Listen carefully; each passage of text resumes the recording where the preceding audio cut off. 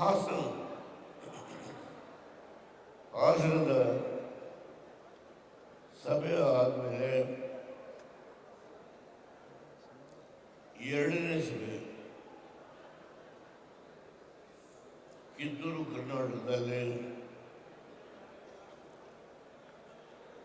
ನನ್ನ ಪಕ್ಕದಲ್ಲೇ ಕೂತಿರ್ತಕ್ಕಂಥ ಏಕೈಕ ಶಾಸಕರು ಶ್ರೀಮಾನ್ ರಾಜು ಅವರು ಅವರ ನೇತೃತ್ವದಲ್ಲಿ ಅವರ ಒಡನಾಡಿಗಳಾಗಿ ಕಳೆದ ಚುನಾವಣೆಯಲ್ಲಿ ಸೋತಂತ ಎಲ್ಲ ನಮ್ಮ ಪಕ್ಷದ ಮುಖಂಡರು, ಅದರಲ್ಲೂ ಪಾಟೀಲರು ಏನು ಮಾತನಾಡಿದ್ರು, ಸೋತಿದ್ರು, ಅವರು ಎದೆ ಬಂದಿಲ್ಲ.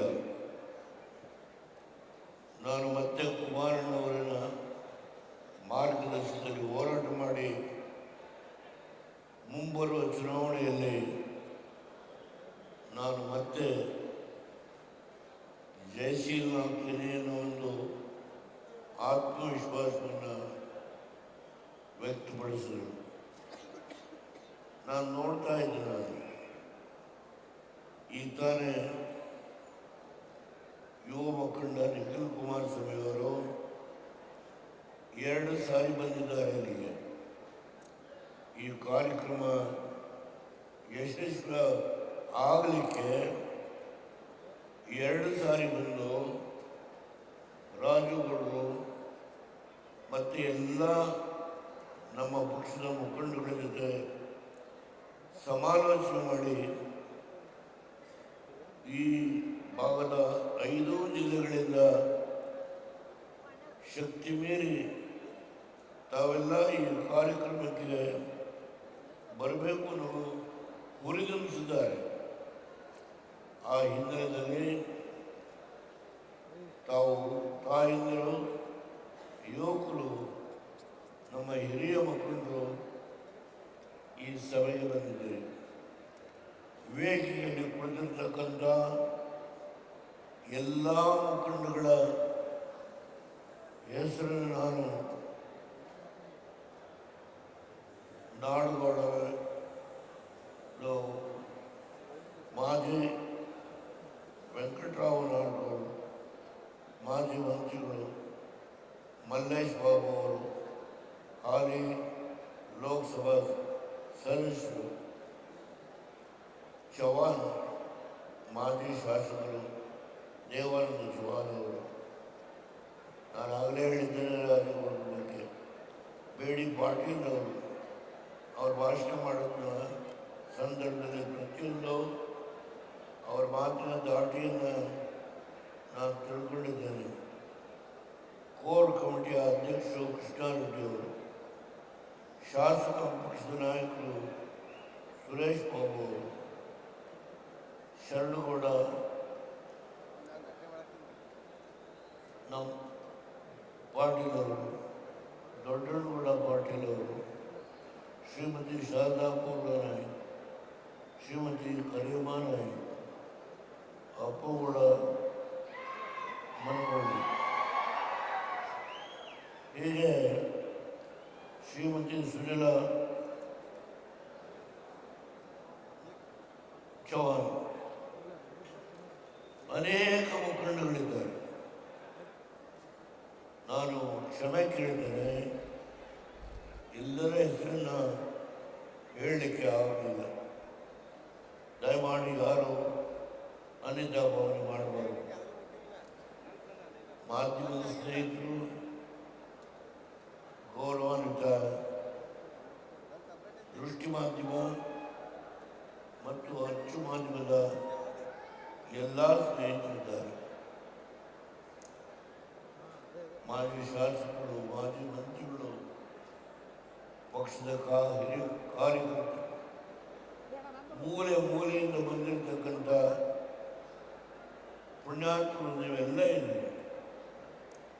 ನಿಮ್ಮೆಲ್ಲರಿಗೂ ತಲೆಬಾರಿ ನಾನು ನಮಸ್ಕಾರ ಮಾಡಿ ಕೂತು ನಾನು ಮಾತುಗಳನ್ನು ಆಡಲಿಕ್ಕೆ ನಿಮ್ಮ ಅನುಮತಿಯನ್ನು ಕೇಳ್ತೇನೆ. ನನಗೆ ಈಗ 90 ವರ್ಷ ನಡೀತೆ, 93. ಹೌದು, ನಾನು ಈ ಕಾರ್ಯಕ್ರಮಕ್ಕೆ ಬರ್ತೀನಿ ಅಂತ ಹೇಳಿದೆ. ನಾನೇನು ಮತ್ತೆ ಮಂತ್ರಿ ಆಗಲ್ಲ, ಮುಖ್ಯಮಂತ್ರಿ ಆಗಲ್ಲ, ಪ್ರಧಾನಮಂತ್ರಿ ಆಗಲ್ಲ. ಯಾಕೆ ಈ ಕಾರ್ಯಕ್ರಮಕ್ಕೆ ಬರ್ತೀನಿ ಅಂತ ಹೇಳಿದ್ರು? ಈ ಭಾಗದ ಮಹಾನಿದ್ದೆ ಯಾವ ನಮ್ಮ ಹಿರಿಯರು ಭೀಕರ ಬರಗಾಲ ಬರಲು ಗೋವಾಕ್ಕೆ ಗುಳೆ ಹೋದರು, ಮಹಾರಾಷ್ಟ್ರಕ್ಕೆ ಗುಳೆ ಹೋದರು. ಇಲ್ಲಿಯ ಪರಿಸ್ಥಿತಿಯನ್ನು ನಾನು ವಿರೋಧಿ ಪಕ್ಷದ ನಾಯಕನಾಗಿ 1973ರಿಂದ ಈ ಭಾಗದ ಎಲ್ಲ ಮೂಲೆಯನ್ನು ಸುತ್ತಿದ್ದೇನೆ. ಅನೇಕರಿಗೆ ಗೊತ್ತಿಲ್ಲ ದೇವೇಗೌಡರು ಏನು ಮಾಡಿದ್ದಾರೆ. ಇವತ್ತು ನಾನು ನನ್ನ ಏನು ಕೇಳಲಿಕ್ಕೆ ಬಂದಿದ್ದೇನೆ ಅಂದರೆ, ನನಗೆ ಅಧಿಕಾರ ಕೊಡಿ ಅಂತ ಕೇಳಲಿಕ್ಕೆ ಬಂದಿಲ್ಲ. ಯಾವ ಒಂದು ಪ್ರಾದೇಶಿಕ ಪಕ್ಷವನ್ನು 1978ರಲ್ಲಿ ಮೊರಾರ್ಜಿ ದೇಸಾಯಿ ಅವರು ಪ್ರಧಾನಮಂತ್ರಿ ಆದಾಗ ಈ ಪಕ್ಷವನ್ನು ನನ್ನ ತಲೆಗೆ ಕಟ್ಟಿದ್ರು. ದೇವೇಗೌಡರೇ, ನೀವು ವಿರೋಧಿ ಪಕ್ಷದ ನಾಯಕರಾಗಿ ಅತ್ಯಂತ ಉತ್ತಮವಾದ ಕೆಲಸ ಮಾಡಿದರೆ ನೀವು ಪಕ್ಷವನ್ನು ಬೆಳೆಸಿ. ಅದಾದ ಮೇಲೆ ಏನೇನು ಘಟನೆ ಆಯಿತು ನಾನು ಮಾತನಾಡಲಿಕ್ಕೆ ಹೋಗಲ್ಲ. ಯಾರ ಬಗ್ಗೆನೂ ನಾನು ಲಘುವಾಗಿ ಮಾತನಾಡಲಿಕ್ಕೆ ಬಂದಿಲ್ಲ. ದಯಮಾಡಿ ನಿಮ್ಮಲ್ಲಿ ಕೈ ಮುಗಿದು ಪ್ರಾರ್ಥನೆ ಮಾಡ್ತೇನೆ. 1980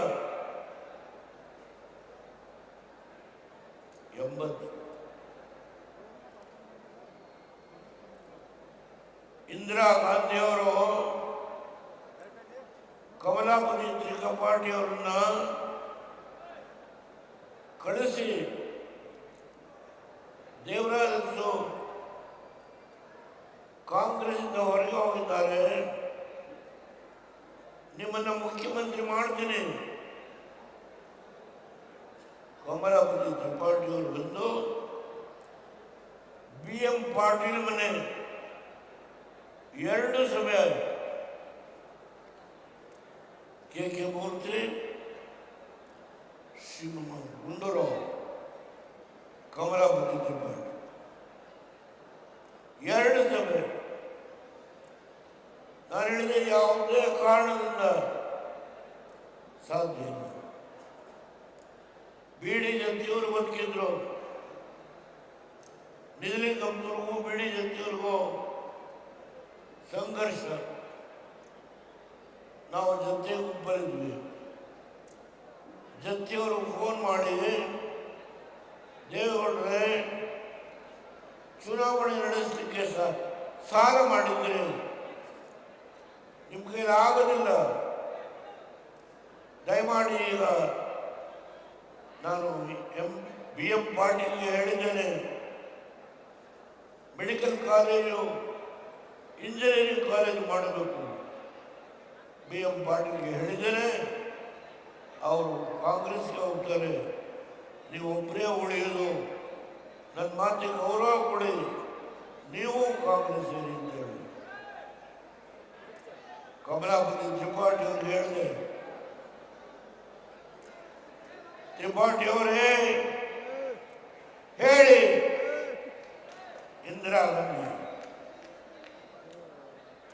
ಯಾವ ದೇವೇಗೌಡ ಒಂದು ಪ್ರಾದೇಶಿಕ ಪಕ್ಷವನ್ನು ವಹಿಸಿಕೊಂಡಿದ್ದಾರೋ ಮೊರಾರ್ಜಿ ದೇಸಾಯಿ ಅವರು ನನಗೆ ಹೊಣೆಗಾರಿಕೆ ಕೊಟ್ಟಿದ್ದಾರೋ ಅದರ ಜವಾಬ್ದಾರಿಯನ್ನು ನಾನು ನಿರ್ವಹಣೆ ಮಾಡೋದ್ರಲ್ಲಿ ಹಿಂದೆ ಬೀಳಲಿಲ್ಲ. ಆ ಜವಾಬ್ದಾರಿಯನ್ನು ಹೊತ್ತು ಇವತ್ತು 25 ವರ್ಷಗಳ ಶತಮಾನೋತ್ಸವ ಅದನ್ನು ಆಚರಣೆ ಮಾಡತಕ್ಕಂಥ ಈ ಸಂದರ್ಭದಲ್ಲಿ ತಾವೆಲ್ಲ ಪುಣ್ಯಾತ್ಮರು ಸೇರಿದೆ. ದಯಮಾಡಿ ನಾನು ಬಂದಿರೋದಿಲ್ಲಿ ನನ್ನನ್ನು ಮುಖ್ಯಮಂತ್ರಿ ಮಾಡಿ ಅಂತ ಕೇಳಲಿಕ್ಕಲ್ಲ. ಸ್ವಲ್ಪ ಕೂತ್ಕಪ್ಪ. ಯಾವ ಆಲ್ಮಟ್ಟಿ ಜಲಾಶಯಕ್ಕೆ ಲಾಲ್ ಬಹದ್ದೂರ್ ಶಾಸ್ತ್ರಿ ಅವರನ್ನ ಕರೆಸಿ ನಿಜಲಿಂಗಪ್ಪನವ್ರ ಫೌಂಡೇಶನ್ ಹಾಕಿಸಿದ್ರು. ನಾನು ಬರುವವರೆಗೆ ನಿಜಲಿಂಗಪ್ಪನವರು, ಜತ್ತಿಯವರು, ವೀರೇಂದ್ರ ಪಾಟೀಲರು, ದೇವರಾಜ್ ಅರಸು ಇವರೆಲ್ಲ ಮುಖ್ಯಮಂತ್ರಿ. ಹೆಗ್ಡೆ ಅವರು ದಯಮಾಡಿ ತಪ್ಪು ತಿಳ್ಕೋಬೇಡಿ, ಇವರೆಲ್ಲ ಮುಖ್ಯಮಂತ್ರಿಗಳು. ಆದರೆ ಎಷ್ಟು ನೀರನ್ನ ಹಿಡಿದ್ರು ಕೇವಲ 10% ನೀರು, ಅಂದರೆ 15 ಲಕ್ಷ ಎಕರೆಗೆ ಯಾವ ನೀರನ್ನ, ಕೃಷ್ಣಾ ನದಿಯ ನೀರನ್ನ ಕೊಡಬೇಕಾಗಿತ್ತು, ನಾರಾಯಣಪುರ ಒಂದು ಡೈವರ್ಷನ್ ಅಣೆಕಟ್ಟೆಯನ್ನು ಕಟ್ಟಿ ಕೇವಲ 50,000 ಎಕರೆಗೆ ನೀರನ್ನು ಕೊಟ್ಟಿದ್ರು. ಅರ್ಥ ಮಾಡ್ಕೊಳ್ಳಿ. ನಾನು ಅಧಿಕಾರ ವಹಿಸ್ಕೊಂಡಾಗ ವೀರಪ್ಪ ಮೊಯ್ಲಿ ಫಿಯರ್ಲೆಸ್ ಕಂಪನಿಯಿಂದ 200 ಕೋಟಿ ಸಾಲವನ್ನು ತಂದು ಸರ್ಕಾರಿ ಅಧಿಕಾರಿಗಳ ಸಂಬಳವನ್ನು ಕೊಡ್ತಾ ಇದ್ರು. ಅರ್ಥ ಮಾಡ್ಕೊಳ್ಳಿ. ಅಂತ ಸಂದರ್ಭದಲ್ಲಿ ನಾನು ಮುಖ್ಯಮಂತ್ರಿ ಆದ. ಹೇಗೆ ಹಣಕಾಸನ್ನ ಈ ಬೃಹತ್ ಸಮಸ್ಯೆಗೆ ಕೂಡಿಸ್ಬೇಕು ಅನ್ನೋದು ಒಂದು ದೊಡ್ಡ ಸಮಸ್ಯೆ. ಇಲ್ಲಿಗೆ ಯಾವ ಅಧಿಕಾರಿ ಬರಲಿಕ್ಕೆ ತಯಾರಿಲ್ಲ. ಅವತ್ತು ಮೊದಲು ಒಂದು ಮಾತನ್ನ ಹೇಳಿ ಆಮೇಲೆ ವಿಶ್ಲೇಷಣೆ ಮಾಡ್ತೀನಿ. ನಾನು ಏನು ಇವತ್ತೇನು ಕುಮಾರಣ್ಣವರೇ ನೀವು ಅಧಿಕಾರಕ್ಕೆ ಬಂದು 2 ಲಕ್ಷ ಹುದ್ದೆ ಖಾಲಿ ಇದೆ, ಅದನ್ನು ತುಂಬಬೇಕು ಅಂತ ಹೇಳಿ ಮೊನ್ನೆ ಧಾರವಾಡದಲ್ಲಿ ನಡೆದಂಥ ಒಂದು ಹೋರಾಟ, ನಮ್ಮ ನಿರುದ್ಯೋಗಿ ಯುವಕರು, ನಾವು ಅಧಿಕಾರ ವಹಿಸಿಕೊಂಡ ಮೊದಲನೇ ವರ್ಷ 1.5 ಲಕ್ಷ ಹೆಣ್ಣು ಮಕ್ಕಳನ್ನ ಯಾವುದೇ ಒಂದು ಇಂಟರ್ವ್ಯೂ ಇಲ್ಲದೇ ಅವ್ರಿಗೆ ನೇಮಕಾತಿಯನ್ನು ಮಾಡಿದ್ರು. 1.5 ಲಕ್ಷ. ಅರ್ಥ ಮಾಡ್ಕೊಂಡು ಮುಸಲ್ಮಾನ್ ಬಂಧುಗಳಿಗೆ 4% ರಿಸರ್ವೇಶನ್ ಕೊಟ್ಟಂತಹದ್ದು ಬದುಕಿದ್ದೀನಿ. ಇಲ್ಲಿ ದೇವೇಗೌಡ ಇಸ್ಮಾಯಿಲ್ ಕಾಲಿಮುಡ್ಡೆ ಅವರನ್ನ MLC ಮಾಡಿದೆ, ಕರ್ಪೂರಿ ಮಠನ MLC ಮಾಡಿದೆ. ಇಲ್ಲಿ ಪಾಟೀಲು ಪಾಪ ಬಿಜಾಪುರದಲ್ಲಿ ನಾನು ಚುನಾವಣಾ ಪ್ರಚಾರಕ್ಕೆ ವೇದಿಕೆ ಮೇಲೆ ನಿಂತಿದ್ದಾರೆ. ದೇವೇಗೌಡ್ರೆ, ನೀವು ನಮ್ಮ ಸಮಾಜ ಗುರುತಿಸಿಲ್ಲ, ನೀವು ಗಾಡಿ ಇರಲಿಲ್ಲ ಆಯ್ತಾ? ನಮ್ಮ ಸಮಾಜ ಗುರುತಿಸಿಲ್ಲ ನೀವು. ಯಾರಪ್ಪ ನಿಮ್ಮ ಸಮಾಜ? ನೋಡಿ ಇದ್ದಾರೆ, ಬಾಪ ಮೇಲೆ ಬಂದರು. ಅವ್ರ ಕೈ ಹಿಡಿದು ನಾನು ಬೆಂಗಳೂರಿಗೆ ಹೋಗಿ ಇದನ್ನ MLC ಮಾಡ್ತೀನಿ ಅಂತ ಹೇಳಿ ಬಹಿರಂಗ ಸಭೆಯಲ್ಲಿ ಹೇಳಿದ್ದು ದೇವೇಗೌಡ. ದೇವೇಗೌಡನಿಗೆ ಜಾತಿ ಇಲ್ಲ, ದೇವೇಗೌಡನಿಗೆ ಜಾತಿ ಇಲ್ಲ. ಈ ರಾಜ್ಯದ ಅಭಿವೃದ್ಧಿ, ಕನ್ನಡ ಮಕ್ಕಳು ಕಿತ್ತೂರು ಕರ್ನಾಟಕ, ಹಳೆ ಮೈಸೂರು, ಕಲ್ಯಾಣ ಕರ್ನಾಟಕ, ನಾವು ಒಂದು ತಾಯಿಯ ಮಕ್ಕಳು, ನಾವು ಬದಕಬೇಕು. ನಮ್ಮ ಜಲಸಂಪತ್ತನ್ನ ನಾವು ಬಳಕೆ ಮಾಡಿಕೊಳ್ಳಲಿಕ್ಕೆ ಹಣ ಹೇಗೆ ಕೊಡಿಸಬೇಕು? ಫೇರ್ಲೆಸ್ ಕಂಪನಿಯಿಂದ ಸಾಲ ತಂದಿದ್ದಾರೆ ಸರ್ಕಾರಿ ನೌಕರ ಸಂಬಳ ಕೊಡಲಿಕ್ಕೆ. ನಾನು ಕೈ ಮುಗಿದು ಪ್ರಾರ್ಥನೆ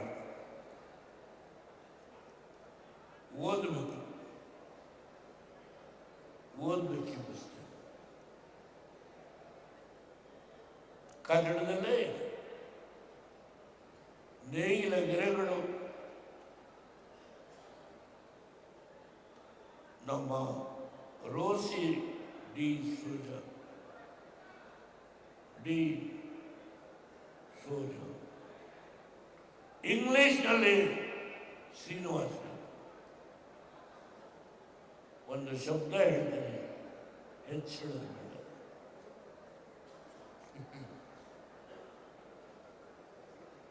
ಬಡತನದ ಮಟ್ಟದಲ್ಲಿ ಕನಿಷ್ಠ ವರ್ಷ ಪೂರ್ತಿ ಉದ್ಯೋಗ ಖಾತ್ರಿ ಇಲ್ಲದ ಉತ್ತರ ಕರ್ನಾಟಕ ಬಡತನದ ಬೇಗೆಯಲ್ಲಿ ಬೇಗೆ ಕಾರಣವಾಗಿದ್ದ ಒಬ್ಬ ಸಣ್ಣ ರೈತನ ಮಗನಾಗಿದ್ದ ದೇವೇಗೌಡರು ಅವರನ್ನು ದೊಡ್ಡ ಆಲೋಚನೆಗಾಗಿ ಪರಿವರ್ತಿಸಿದರು ಎನ್ನುತ್ತಾರೆ ಜಾಮದಾರ್. ಜಾಮದಾರ್ ಯಾರು? ಯಾವ ಜಾತಿ? 1989 IAS ಅಧಿಕಾರಿ ನಿಜಲಿಂಗಪ್ಪನವರ ಅಳಿಯ ಮುಖ್ಯ ಕಾರ್ಯದರ್ಶಿ ಶ್ರೀಮಾನ್ ಮುದ್ದಪ್ಪ. ಜಾಮದಾರನ ನಾನು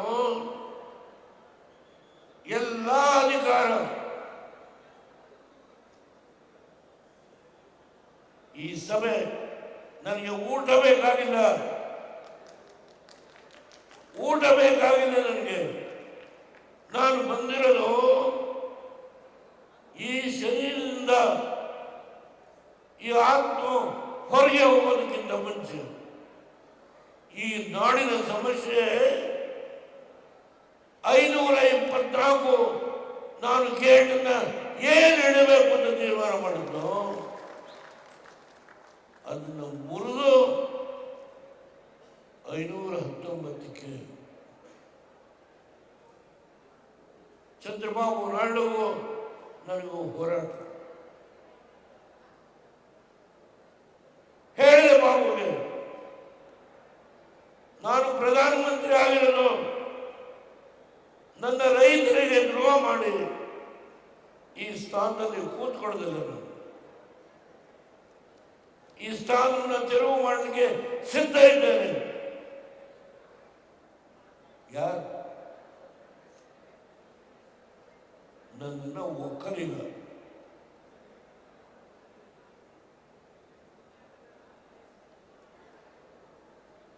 ಯುವಕರೇ, ಹೇಳಿ, ಎದ್ದೇಳಿ.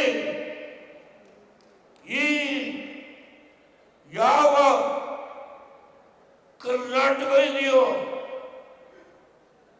ಇದನ್ನ ನಾವು 3 ಭಾಗವಾಗಿ ವಿಂಗಡಣೆ ಮಾಡುವ ಅವಶ್ಯಕತೆ ಇಲ್ಲ. ನಾವು ತಾಯಿಯ ಮಕ್ಕಳು. ಕೃಷ್ಣಾ ನದಿಯ ನೀರು 15 ಲಕ್ಷ ಎಕರೆಗೆ ನಾನೇನು ಕೊಡಬೇಕು ಅಂತ ಇದ್ದೀನಿ. ಹಿಪ್ಪರಿಗೆ ಬರಾಜು ಇಲ್ಲಿ 519ಕ್ಕೆ ಗಂಟೆ ಇಟ್ಟರೆ ಅಲ್ಲಿ 15 ಅಡಿ ನೀರಿರುತ್ತೆ. ಆ ಡ್ಯಾಮನ್ನ ಕಟ್ತಾ ಇದ್ರೆ ಆ ಎತ್ತರಕ್ಕೆ ಎರಡೂ ಕಡೆ ಇವತ್ತು ಆನಂದವಾಗಿ ಲಿಫ್ಟ್ ಇರಿಗೇಷನ್ ಮಾಡ್ತಾ ಇದ್ದಾರೆ. ಆನಂದವಾಗಿ ಮಾಡ್ತಾರೆ. ಓಟ್ ಕೇಳಿದ್ರೆ ಕುಮಾರಣ್ಣ 25,000 ಕೋಟಿ ಸಾಲ ಮನ್ನಾ ಮಾಡಿ ಗ್ರಾಮ ವಾಸ್ತವ ಮಾಡಿದರೆ ಗ್ಯಾರಂಟಿ ಗ್ಯಾರಂಟಿ ಗ್ಯಾರಂಟಿ ಈಗ ಗ್ಯಾರಂಟಿ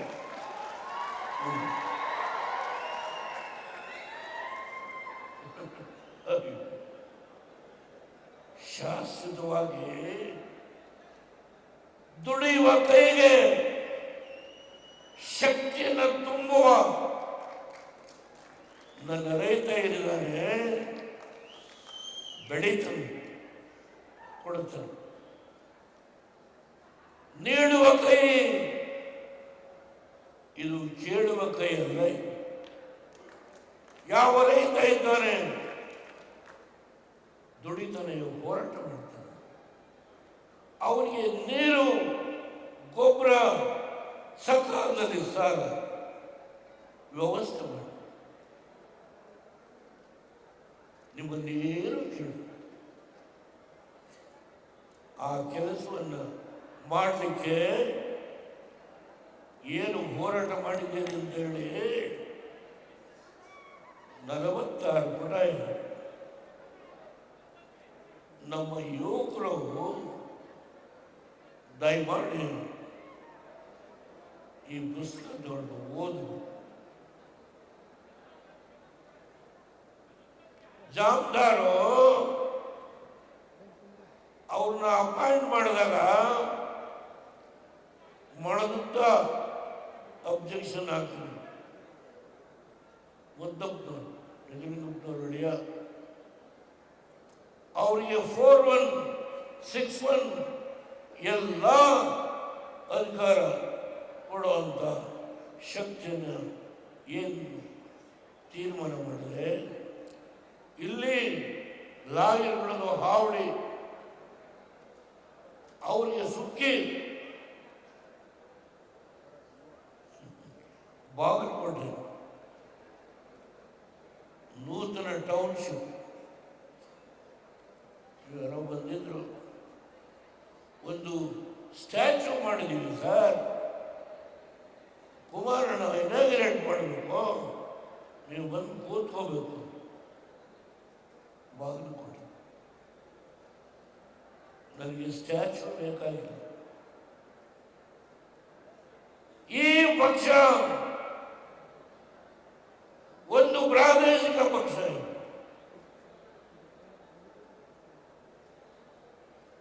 ಓದಿ, ಯಾವ ಜವಾಬ್ದಾರಿ ಬಂದ್ರೋ ಆ ಮನುಷ್ಯ ಹೇಳ್ತಾನೆ, ಒಂದು ಜೀಪು, ಒಬ್ಬ ಜವಾನ, ಒಬ್ಬ ಡ್ರೈವರು, ಒಂದು ಹಳೇ ಸರ್ಕ್ಯೂಟ್ ಹೌಸ್, 900 ಜನ ಅಧಿಕಾರಿಗಳನ್ನು ನೇಮಕ ಮಾಡಬೇಕು ಅಂತ ಹೇಳಿದೆ.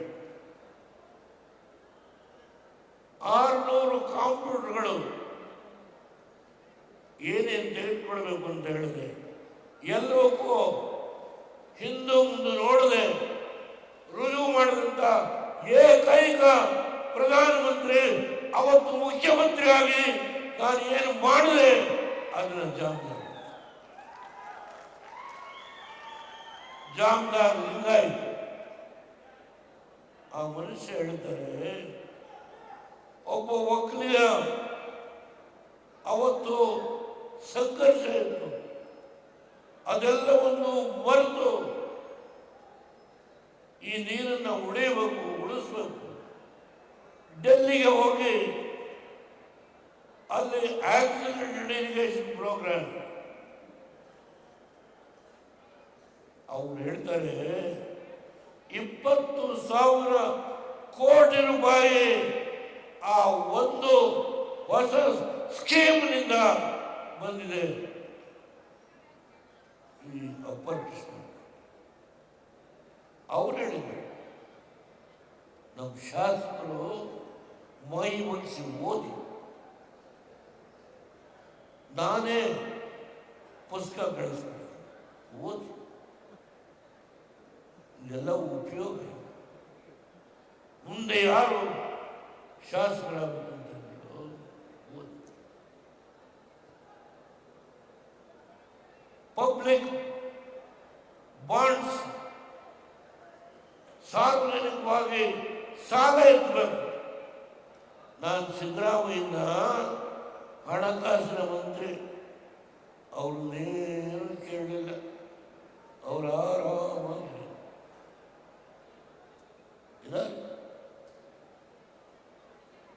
18% ಬಡ್ಡಿ.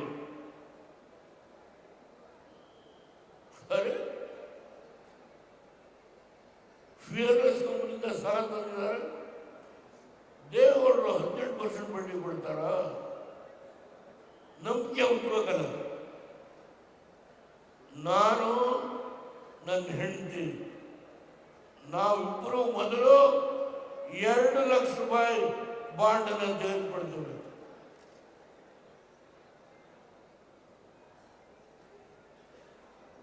ಅದರ ಪರಿಣಾಮ 650 ಕೋಟಿ ಹಣ ಸಭೆಯಿಂದ ಪರ್ಮಿಷನ್ ಸಿಕ್ಕಿದ ಮೇಲೆ ಆ ವರ್ಷ ಕಲೆಕ್ಟ್ ಮಾಡ್ತೀವಿ.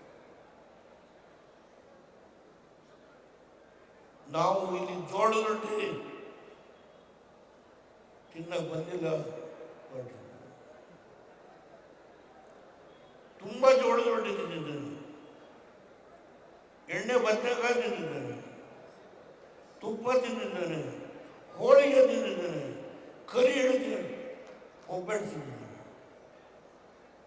ಆ ತಾಯಂದಿರು ಅನ್ನ ನೀಡುವಾಗ ಶಿವಶರಣೆ ಅವ್ರ ಮನೆ ಊಟ ಮಾಡಿದ್ದೆ,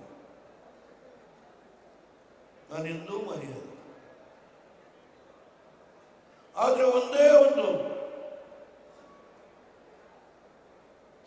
ಕುಮಾರಸ್ವಾಮಿ ಮುಖ್ಯಮಂತ್ರಿ ಆಗೋದು ನನ್ನ ಕೈಲಿಲ್ಲ, ಅದು ಮೋದಿಯವರು ಶಾ ಅವರು ತೀರ್ಮಾನ ಮಾಡಿದರು. ನಾವು NDA ಇದ್ದೀವಿ. ನಾನು ಯಾವುದೇ ಅಂತರಂಗ ಬಹಿರಂಗ ನಾನು ಮಾತನಾಡಲ್ಲ. ಮೋದಿಯವರು ಈ 3 ದಿವಸದಲ್ಲಿ ಕೇರಳದಲ್ಲಿ ಭಾಷಣ ಮಾಡ್ತಾರೆ, ಅದಾದ ಸಾಯಂಕಾಲ ಡೆಲ್ಲಿಗೆ ಹೋಗ್ತಾರೆ, ಮಾರನೇ ಬೆಳಿಗ್ಗೆ ಅವರು ನಮ್ಮ ಇದಕ್ಕೆ ಹೋಗ್ತಾರೆ.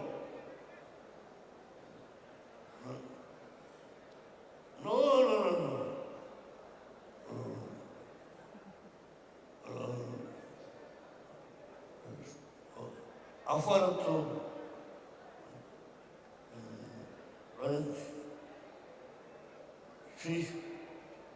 ಅಲ್ಲೆಲ್ಲ ಅವ್ರು ಬಂದಿದ್ದು ಮೊನ್ನೆ ಅಲ್ಲಿಂದ ಜ್ಯೂಸ್ ಪಾರ್ಲಿಮೆಂಟ್ನ ಸಭೆಯನ್ನು ಇಸ್ರೇಲ್ನಲ್ಲಿ ಇಸ್ರೇಲ್ನಲ್ಲಿ ಜ್ಯೂಸ್ ಪಾರ್ಲಿಮೆಂಟಿನ ಸಭೆಯನ್ನು ಉದ್ದೇಶಿಸಿ ಭಾಷಣ ಮಾಡ್ತಾರೆ. 10 ಕೋಟಿ ರೂಪಾಯಿನ ಅವರು ಒಂದು ಚಿನ್ನದ ಇದನ್ನು ಸನ್ಮಾನ ಮಾಡ್ತಾರೆ. ಅವರು ಅಲ್ಲಿಂದ ಬರ್ತಾರೆ. ಬಂದರು ತಮಿಳುನಾಡಿನ ಒಬ್ಬ ಮೋದಿಯವರು ಇವತ್ತೇನು ಇಡೀ ಇಂಡಿಯಾದಲ್ಲಿ, ಇಡೀ ಪ್ರಪಂಚದಲ್ಲಿ ಹೋರಾಟ ಮಾಡ್ತಾ ಇದ್ದಾರೆ. ಕಾಂಗ್ರೆಸ್ನವರು ಶರ್ಟ್ ಬಿಚ್ಕೊಂಡು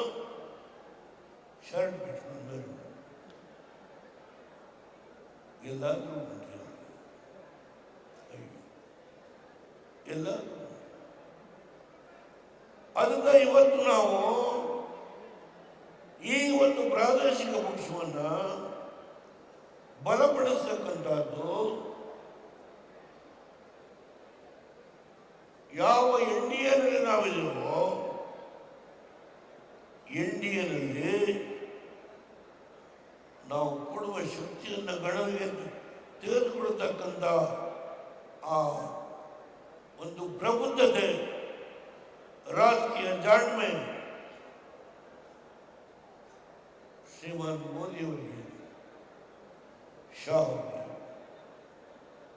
ಅದರಿಂದ ಇವತ್ತು ನಾನು ನಿಲ್ಲಿಸ್ತೇನೆ. ಕುಮಾರಸ್ವಾಮಿ ಅವರು ನೋಡ್ತಾ ಇದ್ದಾರೆ, ಹೆಲಿಕಾಪ್ಟರ್ನ ವಾಪಸ್ ದಯಮಾಡಿ ಮತ್ತೆ ಬರ್ತೀನಿ.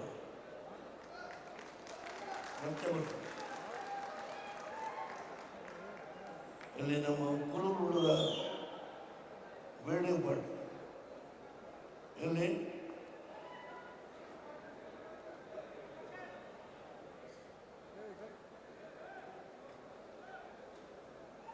ನೀನು ಈ ಸಾರಿಗಂತ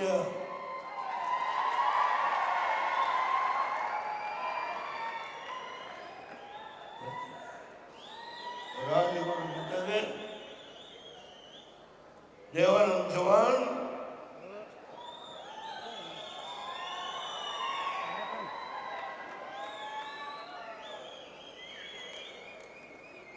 ಅಬೋಡ,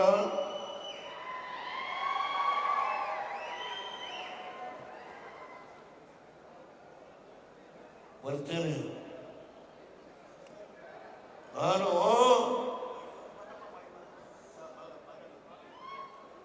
ಇಲ್ಲಿ ನಮ್ಮ ಬಾಗಲಕೋಟೆ ಅಲ್ಲಿ ನಿಂದೇ ಆದಂಥ ಒಂದು ಹೊಸ ಕಾರ್ಯಕ್ರಮವನ್ನು ಮಾಡಿದೆಯಾ, ಆ ಕಾರ್ಯಕ್ರಮಕ್ಕೆ ಬರ್ತೇನೆ ನಾನು. ನನಗೆ ಗೊತ್ತಿಲ್ಲ. ಅದನ್ನು ದಯಮಾಡಿ ಈ ರಾಜ್ಯದಲ್ಲಿ ದೇವೇಗೌಡ ಪ್ರಧಾನಮಂತ್ರಿ ಆಗಲಿಕ್ಕೆ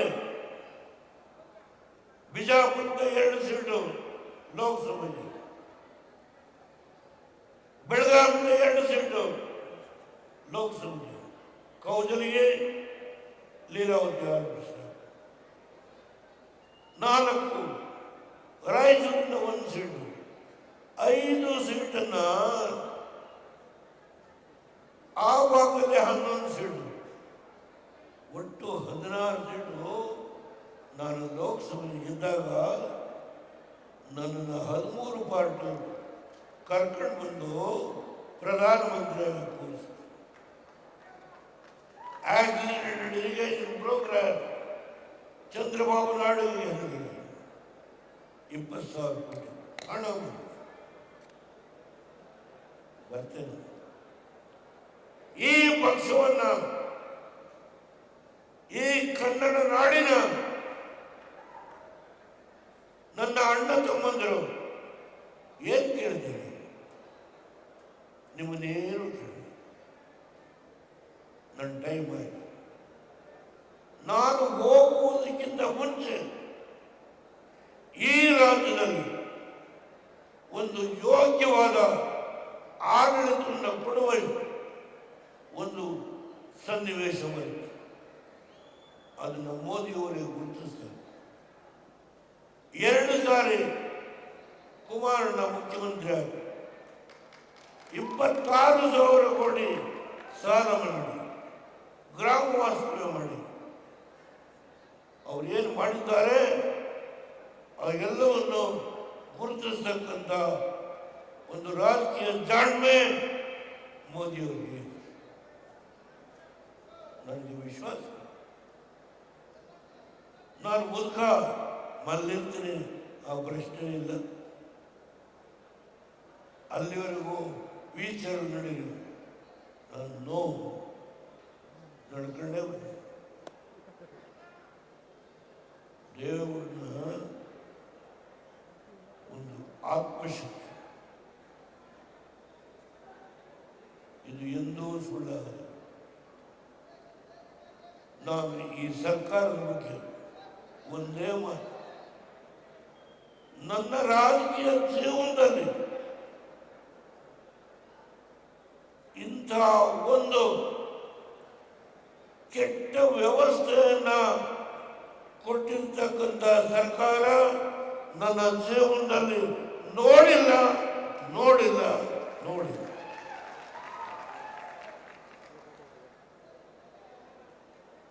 ಇವತ್ತು ನಿಮ್ಮ ಮುಂದೆ ಕೈ ಚಾಚಿ